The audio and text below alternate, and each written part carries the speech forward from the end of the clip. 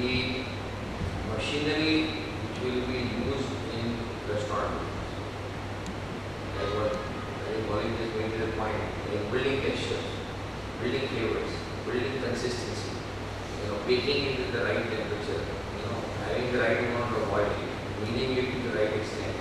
So this is all going to be almost one of the most sophisticated chemical engineering phenomena. And today, like I was reading on Starbucks, and I think the quality of roasting they do is so precisely controlled to get that flavor again and again and again. And that they have now fully figured it out, what kind of bean from where, how much to bake, what to flavors, what to add, what kind of chemistry flavors to add. So they get that experience of flavors to come. So I think the future, whoever is going to build in that area, will have to take into account. I think food machinery itself is going to become a huge space. One is the service industry, they are doing that, but somebody is looking at the back end. So, like, food sourcing will become a major issue. Like what I had mentioned in the first thing, that razor-based segregation of the quality of food. You might actually have sensors built to actually know what kind of aromas are going to come out of that particular food or that particular ingredient. So right from the ingredient mapping to the machinery to the actual experience in terms of recipes, I think all of this, where there is a lot of common space which will start coming out, and it can be completely franchised. Somebody who really figures it out, do it on a large scale, large innovation, and then sort of franchising on a global basis. It will not be too difficult in 2040 to imagine that once your recipe is set, it's actually available globally in all their outlets like McDonald's and like fried chicken, or you may have a dosa center all over the world. This may be very, very possible. So just to think through. So the one that we had under individuals, there's when it comes to food, there are two elements. One is repeatability, other is discovery and newness, what she referred to as creativity. Then otherwise there is no joy left. When you discover something that is pleasant, which you are not earlier exposed to, the classical reason why people go to exclusive restaurant is for discovery. Whereas you go to McDonald's for repeatability, you want French fries to taste the same. And the question is, where do you pay more money? The money probably you pay for the experience, and repeatability you expect it to be as a course, because it is automated, because it is very nice, because it is you should be able to bring prices down. So if from a business perspective, if you are really looking at a restaurant, where would you go? Machinery manufacturing is right, but as a restaurant chain, perhaps more money should be made in making experience unique, but unique in a structure. So surprise me in this domain. Don't surprise me by making it too hard. For example,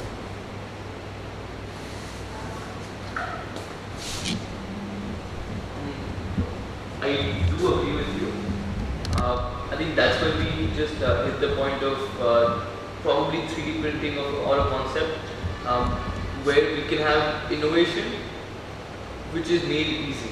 Like for example, I just have a wild thought that okay, I want to have a pizza with a mushroom base.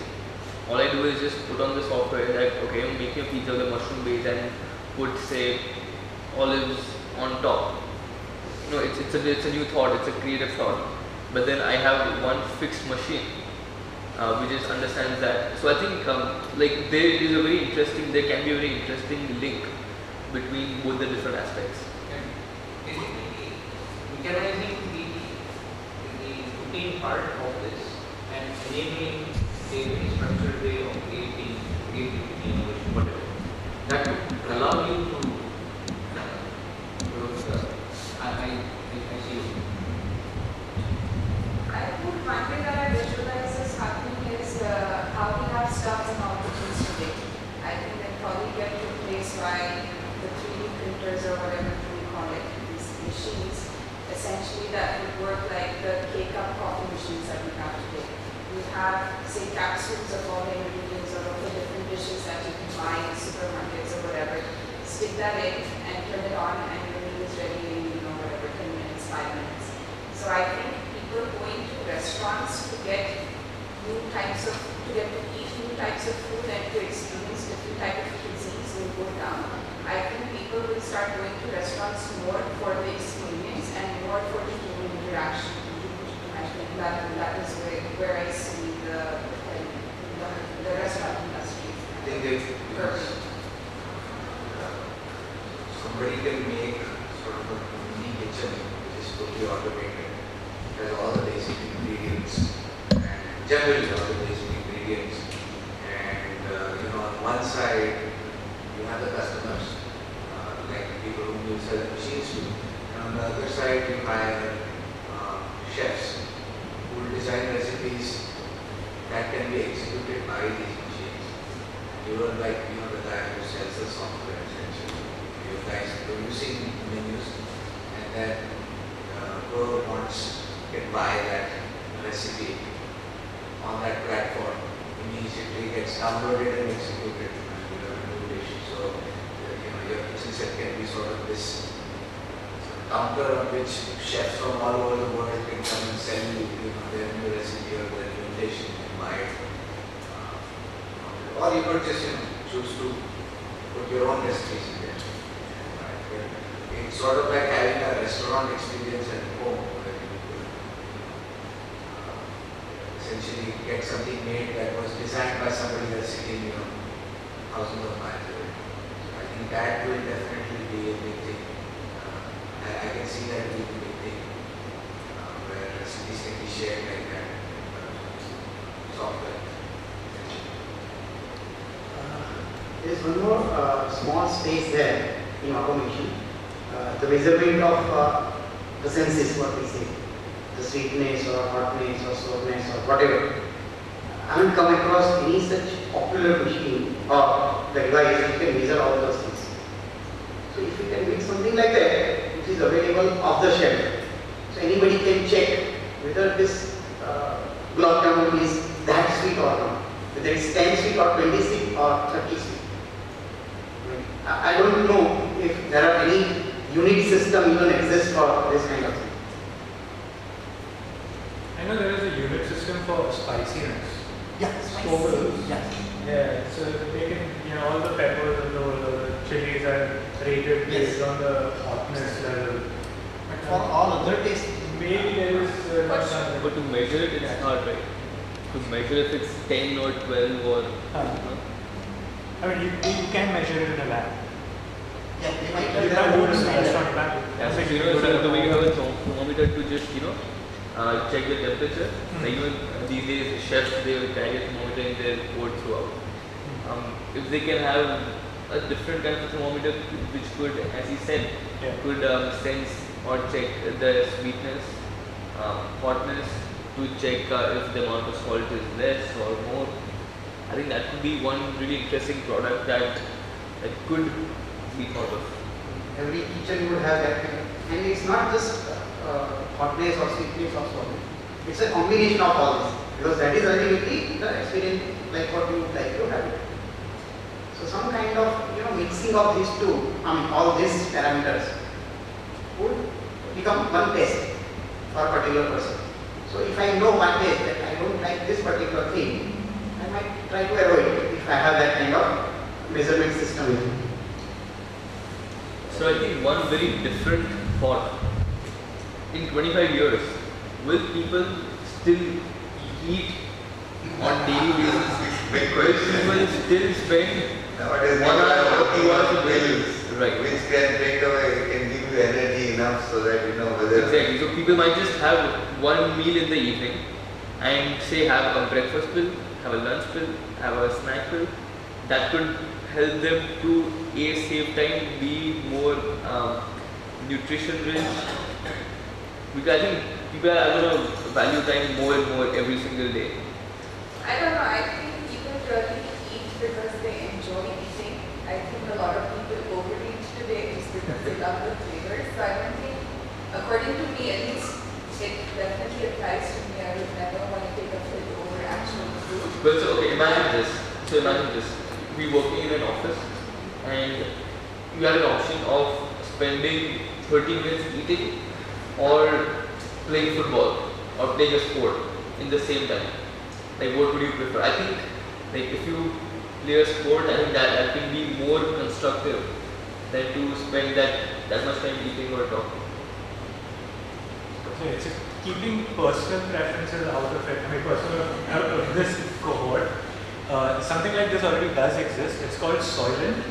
It is started by a Silicon Valley tech entrepreneur who felt like he was spending too much time eating, and not just too much time eating, but too much time thinking of what should I cook today or what should I order today. So Soylent is a multi-nutritional powdered mixture.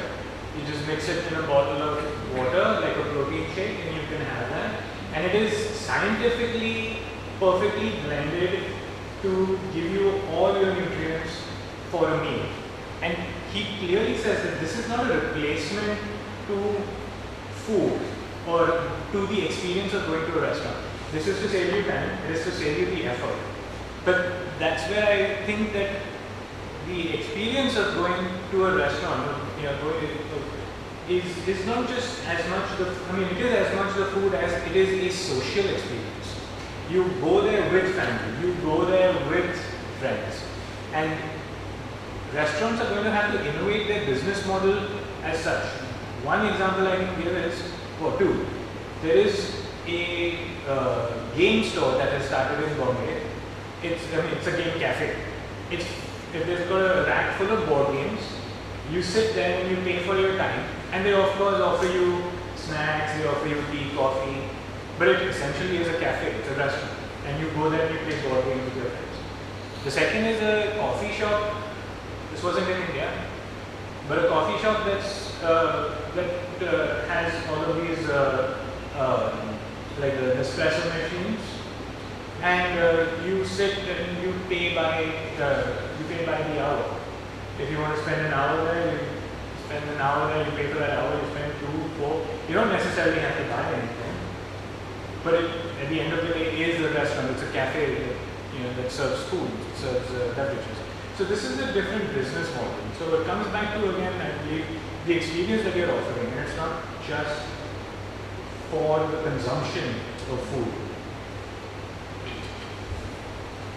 I don't know, I see that being used more for things like the military, where it would not be possible for somebody to have a full go for nutritious meals, or say you're going camping or mountain climbing or something like that. But I think on a day-to-day basis, people will definitely prefer the more traditional way of eating and dishes.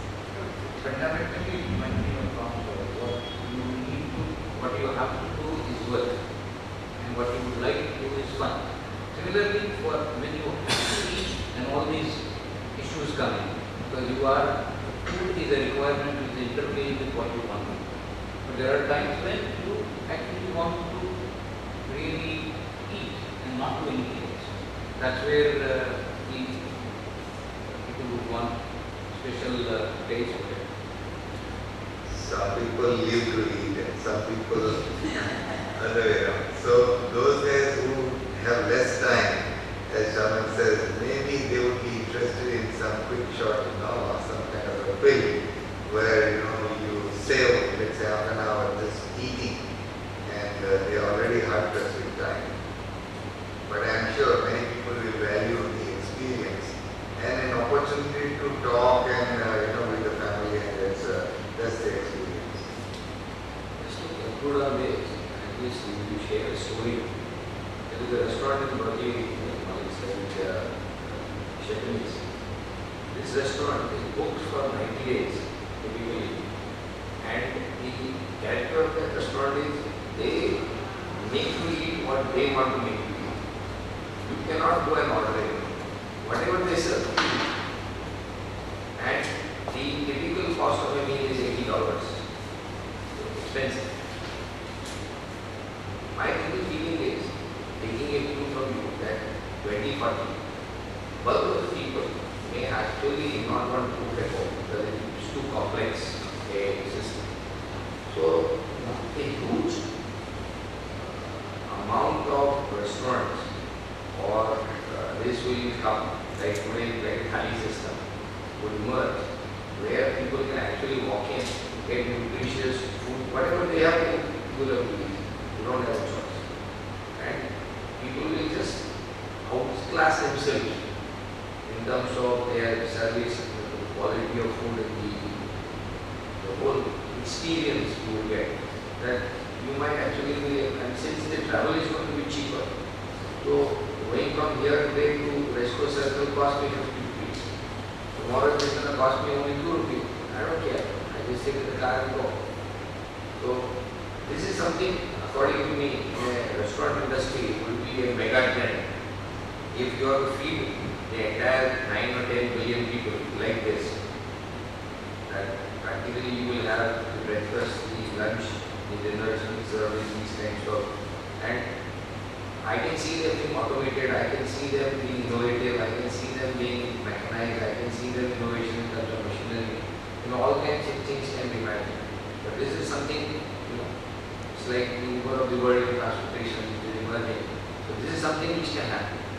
You can have specialized and everything. Okay, so I think let's move to the most important money in terms of services, which is the healthcare.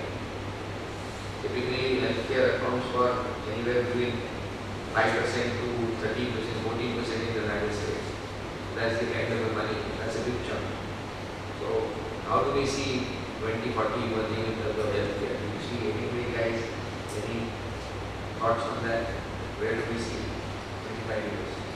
I think I mentioned this in the first session that it is going to be highly database driven. There's going to be a lot of case studies being uploaded on a master system where each and every doctor is going to have access to these cases and allow people to diagnose and even customize their treatments for various patients based on the different medical histories that they may have. So I think that is definitely one. There's a huge role of robotics as well, especially for surgeries, because surgeries, as we all know, it requires very high precision, and there is a lot of chances of human error with surgeons even today. So I think there will be a huge involvement of AI and robotics and surgery specifically as well. And maybe you might have automated clinics where you just, you can have clinics that you can access from at home, from a computer. You can put in your symptoms, or you can deposit a sample in a little box, and it can analyze the results and send the report to a doctor or an automated doctor. It can just give you the diagnosis and your prescription right there. So that is definitely one thing where I see healthcare in the future. Let me say one thing that 4 years ago, there was an app being developed in Baroda where you could have a video conference with a doctor and talk about your symptoms directly. The app, of course, has a database of all the doctors who have signed up for being on the service. It's just like Yelp, where you can rate the performance of the doctor. You can rate the kindness or the bedside manner. You can rate the outcome. You can rate the medical advice that they give you. This was 4 years ago. I haven't seen the app since then, but to think that we've already done something like this 4 years ago, the next could be very interesting. Actually, a lot of doctors do Skype consultations today, and I believe there already is an app that allows you to choose your doctor based on the reviews that people have visited them on various parameters like bedside manners or diagnosis rate or what kind of thing, death rate or whatever. So I think definitely that's already begun. I think the question is in 2040, what are you really seeing? Is the robot doctor going to come at home? We're going to have a robot in the home that can do this. Yeah. I think everything, the answer to everything is automation and AI at this point. There is one more thing, like with the now longer aging, I think old age people issues will be more prominent than others. And they would need, in fact, because they are from this era, so they would need more personalized and human touch experiences than the automation. So I think those kind of nursing and other things at home, those will be higher in terms of use. Maybe after 50 years it may not be, but after 25 years, yes. There was this company which was in the media quite a bit, and then I think it was very unsuccessful because eventually it turned out to be like all sorts of malpractices in the clinical trials. I think it was name was Theranos or Theranos, right? So, but I think the concept is sound.